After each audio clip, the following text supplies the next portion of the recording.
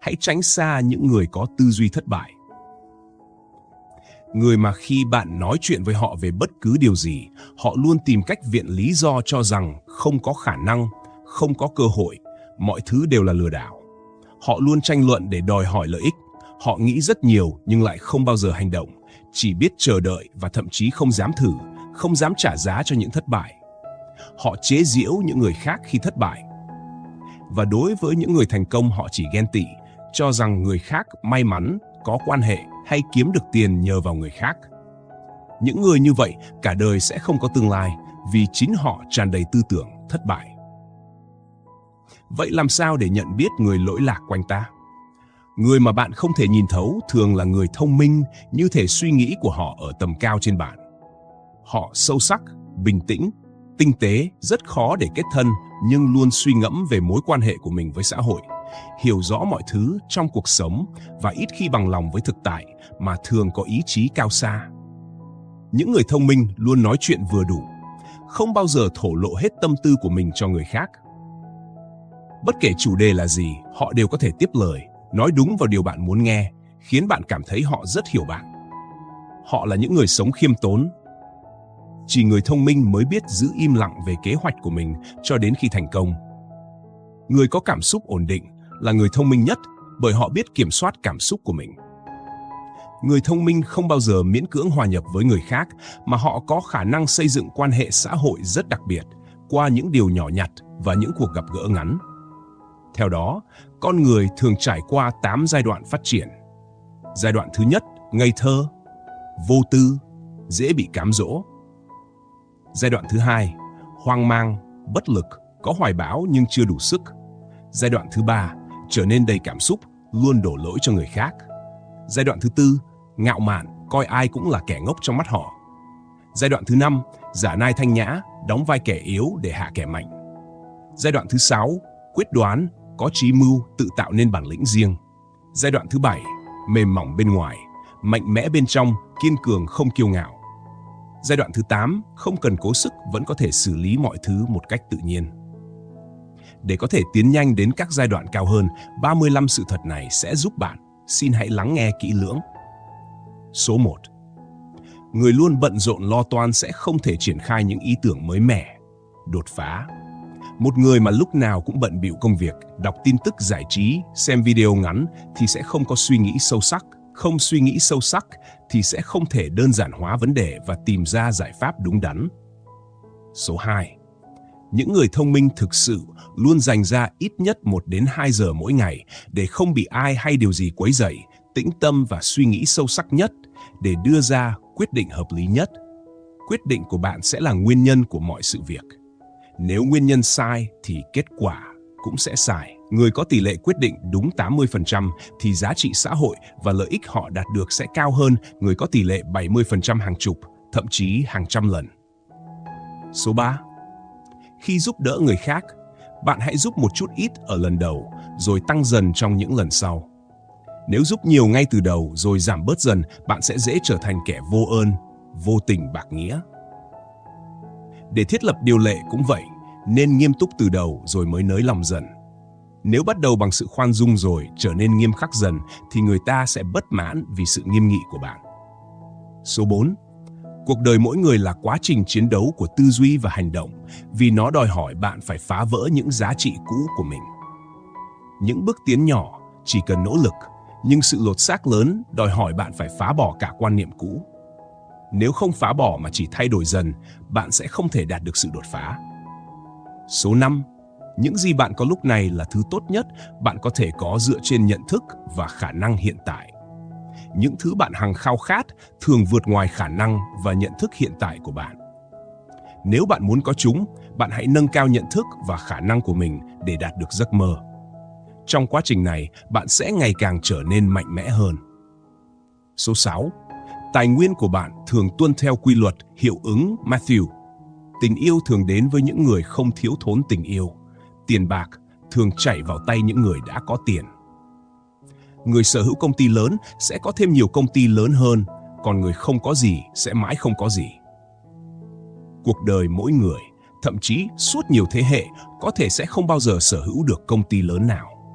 Người càng có nhiều mối quan hệ tốt với phụ nữ thì sẽ càng có nhiều phụ nữ yêu anh ta. Còn người không có ai yêu thì ngay cả khi kết hôn cũng chẳng được ai yêu. Thế giới hiện tại vẫn đang được thống trị bởi các quốc gia phát triển lớn mạnh như những thế kỷ trước. 200 năm đã trôi qua mà vẫn không có gì khác biệt. Gia tộc Rockefeller một thế kỷ trước đã là tỷ phú thì bây giờ họ vẫn là dòng dõi tỷ phú, trong khi bạn vẫn đang sống trong cảnh nghèo túng. Đó chính là bản chất của thế giới. Nếu bạn không chấp nhận được điều này, tức là bạn vẫn chưa đủ hiểu thế giới này, và điều đó đồng nghĩa với việc bạn yếu kém. Số 7. Hãy ở trong một môi trường tiên tiến, tiếp xúc với những người giỏi, vì đó là nơi những thông tin giá trị nhất được truyền tải và lưu thông, giúp bạn trở nên thông minh, sáng suốt. Trong môi trường lạc hậu, thường ngập tràn những con người lạc hậu.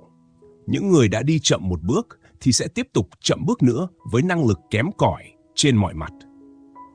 Một người thông minh nên chọn một môi trường tiên tiến, ưu tú, dù phải cạnh tranh khốc liệt cũng đáng để bước vào. Khi ở trong môi trường tiên tiến, tiếp xúc với những người tài năng, bạn sẽ ngày càng trở nên sáng suốt và chăm chỉ. Ngược lại, nếu bước vào một môi trường lạc hậu, tiếp xúc với người lạc hậu, năng lực của bạn sẽ dần bị mài mòn. Bạn trở nên lười biếng, mất đi ý chí cầu tiến, không còn mục tiêu hay mơ ước, chỉ còn lối sống ngày qua ngày và bản năng tiêu cực có thể bị kích phát. Trong môi trường kém cỏi, những thông tin bạn nhận được thường kém chất lượng, lạc hậu, sai lệch. Khi tiếp thu những thông tin này, não bộ bạn sẽ trở nên ngu muội và bạn có thể bị cuốn vào vòng xoáy nhỏ nhặt, tranh giành, thù oán. Số 8. Học hỏi kinh nghiệm của những người đã sống sót và thành công luôn tốt hơn là chỉ học từ những kẻ thất bại. Dù kinh nghiệm từ thất bại cũng có giá trị, nhưng dù học bao nhiêu cách thất bại, bạn cũng chỉ có thể tránh khỏi lặp lại chúng mà không thể tìm ra con đường thành công. Nếu xem kinh nghiệm của những người thành công là may mắn, là sự sai lệch, tức là bạn đã từ chối học hỏi từ họ. Bạn nên học hỏi từ thành công hơn là từ kinh nghiệm của những người thất bại và tầm thường. Số 9. Khi phát triển, đừng lãng phí thời gian vào những điều vô ích, những việc làm ngẫu nhiên và không có định hướng. Những điều đó không mang lại ý nghĩa mà chỉ lãng phí thời gian. Có người đã nói rằng, người lười biếng không phải lúc nào cũng là người ngồi yên đọc sách trong nhà, mà còn là những người suốt ngày bận rộn đi xây dựng quan hệ. Họ dùng sự chăm chỉ để che giấu sự lười biếng trong tư duy. Số 10.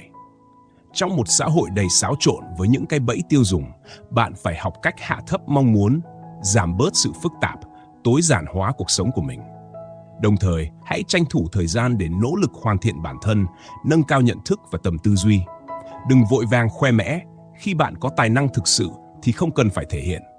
Không có tài năng thực sự mà cứ lao đầu vào mọi thứ thì cuối cùng chỉ có thể bị xã hội loại bỏ, bị đẩy vào thùng rác thải tài liệu. Số 11. Người ta hỏi Bill Gates rằng điều gì khiến ông sợ nhất? Ông đáp, tôi sợ nhất là những người trẻ đang ngày đêm làm việc, nghiên cứu sáng tạo. Câu trả lời ấy thật hài hước và sắc sảo, nhưng nó cũng là động lực cho các bạn trẻ. Từ 20 đến 30 tuổi là khoảng thời gian vô cùng khó khăn. Nếu bạn không cảm thấy khó khăn, có nghĩa bạn đang chìm đắm trong sự an nhàn. Sự khó khăn sẽ không biến mất mà chỉ âm thầm tồn tại, lớn dần theo tuổi tác. Có những người ngay từ năm 20 tuổi đã hoàn thành thức tỉnh về nhận thức, độc lập tài chính và dần dần thoát khỏi bóng tối của cuộc đời. Họ chọn lọc và nâng cao các mối quan hệ, tái tạo và xây dựng lại cách tư duy của mình. Có thể khẳng định rằng hầu hết mọi người không sống một cuộc sống bình thường, thậm chí không có tư duy cơ bản. Và đó chính là cách sống của một đứa trẻ lớn xác, từ nhỏ đến lớn chỉ bận rộn vì sinh tồn mà không chịu dừng lại để suy ngẫm. Khi sự tỉnh thức thật sự diễn ra với bạn, năng lượng của bạn từ trong ra ngoài sẽ tràn đầy, trường năng lượng thay đổi. Đó là lúc ta có một sự tự tin đích thực, tự do, tự tại và sự vui sướng do sự tỉnh thức mang lại. Chỉ những người thật sự thành công mới hiểu được cảm giác này. Đó là khi đã trải qua nhiều thăng trầm trong cuộc đời, từ nỗi đau mà thành, giống như người đã leo lên được một ngọn núi cao và hiểu rõ Giang Sơn như thế nào. Số 12. Người bình thường thường phải từ 35 đến 40 tuổi mới hiểu được sự vận hành và logic của xã hội, nhưng lúc đó họ đã bị gắn chặt vào sự mưu sinh, không còn khả năng vùng vẫy. Còn những người xuất thân từ tầng lớp thượng lưu, họ đã thấu hiểu ngay từ khi 20 mấy tuổi mà không cần phải lo lắng về tài chính và cơ hội. Đó chính là sự kế thừa, là thành quả của nhiều thế hệ tích lũy trí tuệ. Lãng phí lớn nhất trong đời không phải là tiền bạc, mà là thời gian và nhận thức. Giống như vất vả cả đêm mới chạm vào gối thì trời đã sáng, vác chút tài sản ít ỏi vào sòng bạc. Không bại bởi nhà cái cũng bại bởi xã hội. Nói thẳng ra, ở độ tuổi 20, người bình thường thường không hiểu giá trị của tiền bạc và quyền lực, và cũng không rèn luyện năng lực để có được chúng. Tuổi trẻ vốn đã là tài nguyên giá trị nhất. Nam giới dễ tìm việc, nữ giới được nhiều người theo đuổi, vậy mà có không ít người lại phung phí thanh xuân. Đến khi bước vào tuổi 35, nam giới dần mất đi ưu thế kiếm việc, nữ giới dù đẹp đến mấy cũng chả bì nổi lớp trẻ hiện đại. Cha mẹ bắt đầu có dấu hiệu bệnh tật tuổi già, con cái mỗi ngày một tốn kém. Lúc này, họ mới tỉnh ngộ về tầm quan trọng của tiền bạc và quyền lực.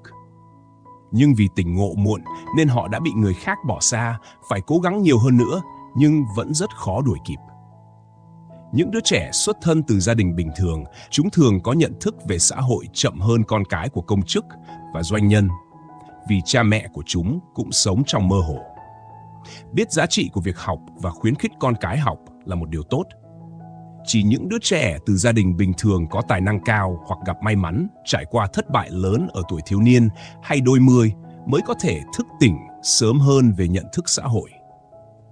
Thế giới này khắc nghiệt lắm, nhận thức càng sớm lại càng tốt. Số 13. Tự tin là tốt, nhưng quá tự tin thì không. Khi đạt được nhiều thành công lớn nhỏ, con người sẽ trở nên tự mãn, hành xử kiêu ngạo, sống xa hoa, mê đắm trong hưởng thụ, sao nhãng sự nghiệp, đắm chìm trong sắc dục, sa đà vào cờ bạc. Đây là cách nhanh nhất để đẩy bản thân đến vực thẳm và khó mà vực dậy. Làm việc không biết mỏi, tạo ra giá trị, tránh xa nhàn hạ, khiêm tốn cẩn trọng, tránh sắc dục, học hỏi từ người giỏi là những yếu tố tiên quyết sẽ giúp bạn ngày càng vững chắc. Số 14. Việc dễ dàng từ bỏ khi làm bất cứ điều gì là điều thường thấy ở hầu hết mọi người. Cốt lõi là do con người chưa có mục tiêu rõ ràng, thiếu quyết tâm và không kiên trì đi từng bước tới mục tiêu. Người thất bại chính là người từ bỏ trước khi đạt được mục tiêu. Có người từng nói sẽ kiên trì ít nhất 3 tháng, thậm chí có người nói sẽ làm trong vòng 3 năm, nhưng cuối cùng họ đều bỏ cuộc sau vài chục ngày.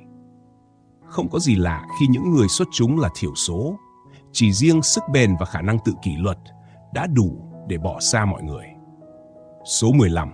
Người giỏi là người có suy nghĩ sâu sắc và tầm nhìn rộng mở. Người giỏi không nhất thiết phải có khả năng hay trí thông minh vượt trội, mà là vì họ suy nghĩ sâu hơn bạn, có cái nhìn rộng hơn bạn và thấy được một hệ thống lớn hơn bạn. Hệ thống ấy là những quy luật xã hội. Kẻ hiểu hệ thống thì sẽ sống sót, kẻ phá vỡ hệ thống thì sẽ tồn tại, và người nắm quyền kiểm soát hệ thống sẽ chiến thắng. Tuân theo quy luật tự nhiên, tôn trọng chân lý, làm việc chân lý là nguyên tắc của người giỏi. Thế giới có quá nhiều suy nghĩ và lời nói ngu ngốc, mà sự ngu ngốc lại mang đến hậu quả vô cùng lớn. Một người có trí tuệ đối mặt với sự ngu ngốc nên có thái độ cúi đầu. Không chỉ biết cúi đầu trước chân lý, mà phải biết cúi đầu trước sự ngu ngốc trong mọi chuyện. Bạn hiểu về câu này như thế nào? Hãy để lại bình luận bên dưới cho tôi biết nhé. Số 16. Có những bậc cha mẹ nghĩ rằng con cái khi trưởng thành đã biết đi làm kiếm tiền. Bản thân họ phải nhịn ăn, nhịn mặc cả đời để khi thấy con vào xã hội, tưởng chừng đã hoàn thành trách nhiệm. Chỉ chờ con cái thành đạt quay về giúp gia đình ngẩng cao đầu. Nhưng họ không biết rằng những đứa trẻ không có hậu thuẫn từ gia đình khi đi làm phải nhìn sắc mặt sếp, khi thuê nhà phải phụ thuộc chủ nhà. Họ phải làm việc vất vả để kiếm tiền, chắt chiu từng đồng và không dễ dàng tích lũy. Vì vậy, mâu thuẫn gia đình trở nên phát sinh. Con cái cảm thấy tủi thân, trong khi cha mẹ thì thất vọng. Rất nhiều gia đình từ nông thôn hoặc gia đình công nhân nghĩ rằng con học đại học, kiếm việc làm sẽ giúp gia đình phất lên, nhưng thực tế là gia đình lại rơi vào cảnh nghèo khổ lần nữa. Số 17. Các dấu hiệu cho thấy bạn đang dần mạnh mẽ là gì? Thứ nhất, bạn ít kỳ vọng vào người khác. Những ai đã trải qua thăng trầm đều hiểu rằng không ai là hoàn toàn đáng tin. Ngay cả những người thân thiết cũng có thể trở mặt, rời bỏ bạn, ngay trong lúc khó khăn nhất. Bạn không còn đi than thở hay mong đợi ai giúp đỡ vì bạn biết rằng sự giúp đỡ chỉ là tình nghĩa, không giúp là điều bình thường. Kỳ vọng càng cao thì thất vọng càng lớn. Thứ hai, bạn bắt đầu đặt sức khỏe và tiền bạc lên hàng đầu, không còn quá bận tâm chuyện tình cảm hay yêu đương. Người trưởng thành sẽ cố gắng để kiếm tiền, vì đã trải đủ nỗi đau nên họ hiểu rằng chỉ khi trong túi có tiền thì họ mới sống có phẩm giá. Thứ ba, bạn trở nên điềm tĩnh hơn, bao dung hơn, không bận tâm tới những chuyện nhỏ nhặt và không quan tâm đến những người chỉ trích mình. Bạn hiểu rằng tranh cãi với người không cùng tầng nhận thức chỉ lãng phí thời gian. Thứ tư, bạn kiểm soát cảm xúc tốt hơn, không còn nóng nảy như khi còn trẻ. Người trưởng thành sẽ học cách kiềm chế cảm xúc vì họ nhận ra rằng sự tức giận không giúp ích được gì cả. Số 18. Những người thành công thường hướng nội. Nghiên cứu tâm lý cho thấy hướng nội hay hướng ngoại là do sự khác biệt về nguồn gốc năng lượng. Người hướng ngoại lấy năng lượng từ thế giới bên ngoài, trong khi người hướng nội lấy năng lượng từ nội tâm. Sự hướng nội mang lại khả năng suy nghĩ độc lập, tận hưởng cô độc, phân tích vấn đề một cách sâu sắc và lý trí. Họ thường có khả năng đưa ra quyết định chính xác, độc lập và tự chủ. Người hướng nội thường ít nói nhưng có khả năng nhận thức sâu sắc. Họ nhận thức rõ bản thân và hiểu biết về mình, từ đó phát triển nội lực mạnh mẽ. Khi nhận thức đủ mạnh, họ có thể nhìn xuyên qua vẻ bề ngoài để thấy bản chất, phân tích sự việc như một người quan sát từ bên ngoài, từ đó nhìn nhận mọi việc khách quan hơn. Số 19. Phụ nữ quá cảm tính, dễ thất bại. Phụ nữ sống thiên về cảm xúc, thường để tâm quá nhiều đến đánh giá của người khác, đến những chi tiết nhỏ nhặt khiến bản thân bị cuốn vào những việc không quan trọng. Trong khi đó, người thành công đều biết vượt qua cảm xúc, chấp nhận khó khăn, tập trung vào mục tiêu chính, bỏ qua những chuyện vặt vãnh. Người giỏi biết cách sàng lọc, nhắm thẳng vào trọng tâm, giải quyết công việc hướng đến kết quả, từ bỏ những hành động không hiệu quả. Khi gặp vấn đề, nếu giải quyết không được thì buông bỏ và tiếp tục tiến lên. Số 20. Hãy sẵn sàng đánh đổi để đạt được mục tiêu. Sử dụng tất cả tài nguyên, mọi cách thức hợp pháp, thậm chí những phương pháp vòng vo để đạt được mục tiêu và không từ bỏ cho đến khi thành công. Biết giữ vững cảm xúc là một cảnh giới cao của sự trưởng thành. Người trưởng thành là người biết cách giữ mọi chuyện trong lòng không để lộ ra. Trẻ con thì vui cười, buồn khóc, còn người trưởng thành dù đối mặt với vấn đề to lớn vẫn phải tự giữ kín. Nếu bạn gặp người nào không có mục tiêu hay than vãn, thì tốt nhất không nên giao du với họ. Thay vì đau khổ vì cảm xúc của bản thân, hãy lo lắng cho số dư tài khoản ngân hàng của mình, chăm lo cho cha mẹ và con cái. Điểm khác biệt giữa người thành công và người bình thường là ở khả năng xử lý nỗi đau. Để trở thành người giỏi, trước tiên phải rèn luyện tâm tính, giữ cho bản thân điềm tĩnh, không cao ngạo khi thành công và không nản lòng khi thất bại. Số 21. Khi gặp người thành công, đừng tự ti hay cố gắng khen ngợi quá mức. Đừng làm mất giá trị bản thân, thay vào đó hãy cố gắng tạo ra giá trị cho họ. Những người ở vị trí cao thường tìm kiếm người có giá trị để đồng hành. Họ không muốn hợp tác với những ai kéo họ xuống. Đừng là gánh nặng mà hãy mang lại giá trị thực tế cho họ, vì không ai muốn giúp một người không có gì để cống hiến. Số 22. Người nghèo thường giữ thể diện, không dễ chịu đựng, túi tiền thì trống rỗng. Người giàu không ngại mất mặt, luôn tươi cười và tìm cách để kiếm tiền. Người giàu biết khom lưng khi cần, sẵn sàng học hỏi nếu điều đó giúp họ tiến bộ hoặc kiếm tiền. Họ có thể làm ăn xin trong thế giới này để có thể làm ông hoàng ở thế giới khác. Số 23. Khi bạn gặp một người xuất sắc hơn mình, hãy trân trọng họ một cách quý giá và tận dụng cơ hội để học hỏi từ họ. Từ sự tập trung, điềm tĩnh, tư duy rộng mở đến tầm nhìn xa, hãy biến những điểm mạnh của họ thành của mình. Khi bạn mạnh mẽ và trưởng thành, tình yêu của bạn sẽ trở nên có ý nghĩa. Nếu anh ấy, cô ấy trân trọng bạn, hãy giữ anh ấy, cô ấy ở lại. Còn nếu không, bạn cũng đã có đủ bản lĩnh để rời đi với lòng kiêu hãnh. Số 24. 3 sai lầm lớn trong cuộc đời là gì? Thứ nhất, lập gia đình quá sớm khi sự nghiệp và năng lực còn chưa vững chắc. Năng lực ở đây là khả năng tạo ra giá trị từ con số 0, tức là năng lực cạnh tranh cốt lõi. Thứ hai, trở về thành phố nhỏ quá sớm, bỏ lỡ cơ hội tiếp xúc với thế giới rộng lớn hơn và những người ưu tú hơn. Thứ ba, từ bỏ việc học hỏi và phát triển. Nếu bạn mắc phải cả 3 sai lầm này thì tương lai của bạn sẽ bị giới hạn. Tuổi trẻ là thời gian để bạn đổi lấy kinh nghiệm và phát triển năng lực. Đừng để tuổi trẻ trôi qua chỉ với những việc lặp lại mà không có sự tiến bộ. Số 25. Với những người gây cản trở, ảnh hưởng tiêu cực hoặc những môi trường không lành mạnh, bạn hãy nhanh chóng rời xa. Nếu bạn không cắt đứt kịp thời, bạn sẽ bị cuốn vào và trở thành một phần của họ. Đừng để mình bị ràng buộc bởi quá nhiều mối quan hệ tình cảm hoặc đạo đức. Tất cả trải nghiệm là để làm phong phú thêm cuộc sống của bạn. Số 26. Điều gì khiến người thành công trở nên khác biệt? Là ở chỗ họ nói làm gì là làm, dứt khoát với lời hứa và kiên trì theo đuổi mục tiêu. Họ luôn quyết liệt và có tinh thần mạnh mẽ, không sợ khó khăn hay bất trắc, không hề nao núng, sẵn sàng thử thách bản thân đến cùng. Một người có thể giữ bình tĩnh trước mọi tình huống sẽ không dễ dàng bị khuất phục và điều này sẽ tạo nên thành công vượt bậc. Số 27. Tác giả Nhật Bản Haruki Murakami là ví dụ điển hình của người có nghị lực kiên cường. Để tăng sự tập trung và cai thuốc lá, ông đã bắt đầu chạy bộ khi ông 33 tuổi. Ban đầu ông chỉ chạy được 20 phút, nhưng sau này ông đã có thể chạy được 100 phút. Nhờ luyện tập chăm chỉ, Murakami có thể tập trung viết sách từ 4 đến 5 tiếng mỗi ngày. Sự phát triển cá nhân đòi hỏi thời gian và nỗ lực lặp lại liên tục. Cũng như cơ bắp, sự phát triển tâm trí cần thời gian phục hồi và phát triển, giúp mỗi ngày trở nên mạnh mẽ hơn.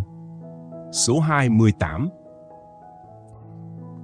Những người nhìn bên ngoài có vẻ đơn giản dễ hiểu, nhưng thực chất lại rất sâu sắc. Họ chọn cách không tranh giành để có thể đạt được lợi ích cuối cùng.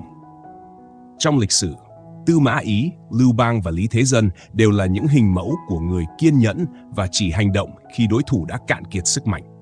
Khi thấy bạn bè tranh cãi, tốt nhất là bạn nên giữ vị trí trung lập, vì sau cùng mọi người đều sẽ quý mến bạn. Không tranh giành chính là sự cạnh tranh lớn nhất. Số 29. Nếu bạn muốn đạt được mục tiêu lớn, hãy giữ kín về ước mơ của mình. Có rất nhiều người mang năng lượng tiêu cực chỉ muốn phá hoại bạn trên con đường thực hiện. Họ có thể làm bạn nản lòng, khiến bạn cảm thấy bản thân kém cỏi. Người thông minh thường chỉ chia sẻ kết quả, chứ không phải quá trình. Nếu tiết lộ quá sớm, bạn có thể gặp trở ngại không cần thiết, khiến ý chí dần suy yếu và từ bỏ. Số 30. Người thực sự là quý nhân của bạn không phải là người nói những điều tốt đẹp trước mặt người khác để lấy lòng, mà là người có thể nghiêm túc đưa ra lời phê bình khi chỉ có hai người. Những người giúp bạn kiếm tiền, động viên bạn học hỏi và phát triển, luôn cổ vũ và hy vọng bạn ngày càng tốt hơn. Họ luôn mở rộng tầm nhìn của bạn, uốn nắn tư duy và mang đến cho bạn năng lượng tích cực. Đó mới là quý nhân của bạn.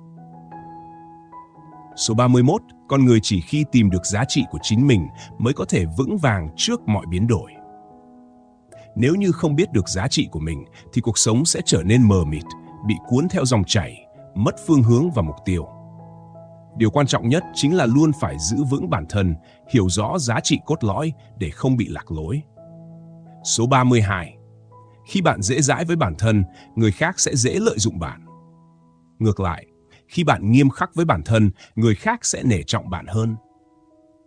Người bình thường xây dựng mối quan hệ dựa trên cảm xúc, nhưng những người tài giỏi sẽ tạo dựng mối quan hệ trên giá trị. Và một người mạnh mẽ sẽ không ngừng rèn luyện bản thân. Để trở thành một người phụ nữ giá trị, hãy tự xây dựng giá trị cho chính mình. Bởi đàn ông luôn cần một người phụ nữ biết thấu hiểu và khả năng hỗ trợ cho sự nghiệp của họ. Cũng giống như những người phụ nữ mạnh mẽ trong lịch sử như Hai Bà Trưng hay người bạn đời của Mark Zuckerberg. Tất cả họ đều là những người phụ nữ có giá trị. Một người phụ nữ thông minh là một người biết xây dựng bản thân sao cho không thể bị thay thế được. Số 33. Những người có khả năng kiếm nhiều tiền thường là những người không để cảm xúc chi phối. Họ luôn giữ sự tỉnh táo, tập trung hoàn toàn vào mục tiêu, không bận tâm đến ánh mắt hay đánh giá của người khác.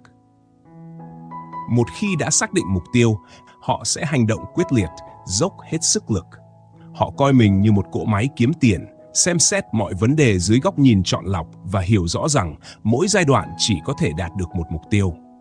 Những người này biết cách ưu tiên sự nghiệp và tài chính trước, từ đó mới xây dựng được hạnh phúc gia đình. Bằng cách quyết đoán và cống hiến, họ cuối cùng sẽ quản lý tốt cả tình cảm, con cái và gia đình. Số 34. Người càng thành công càng khiêm tốn và biết tôn trọng người khác, thậm chí là người có vị trí thấp hơn. Sự khiêm nhường này xuất phát từ sự hiểu biết sâu sắc, nhận thức rằng mình vẫn còn nhiều điều thiếu sót. Luôn giữ cho tâm hồn mình được tò mò như một đứa trẻ, không ngừng khám phá và học hỏi. Con người đều phải trải qua 3 lần trưởng thành. Lần đầu là nhận ra thế giới rộng lớn, lần 2 là nhận ra mình nhỏ bé, và lần 3 là nhìn thấu sự khắc nghiệt của thế giới, nhưng vẫn yêu thương nó. Số 35. Sự bế tắc trong cuộc sống thường đến từ hai phía, quá chú trọng vào việc tìm kiếm bên ngoài và quên mất giá trị nội tại. Khi chúng ta đặt tâm vào những thứ bên ngoài như danh lợi và thành tựu, thì tâm trí sẽ dần bị lệ thuộc, mất đi sự tự chủ và không còn định hướng. Khi mất đi bản ngã, cuộc đời của bạn sẽ như con thuyền không bến bờ, trôi dạt và không có điểm tựa.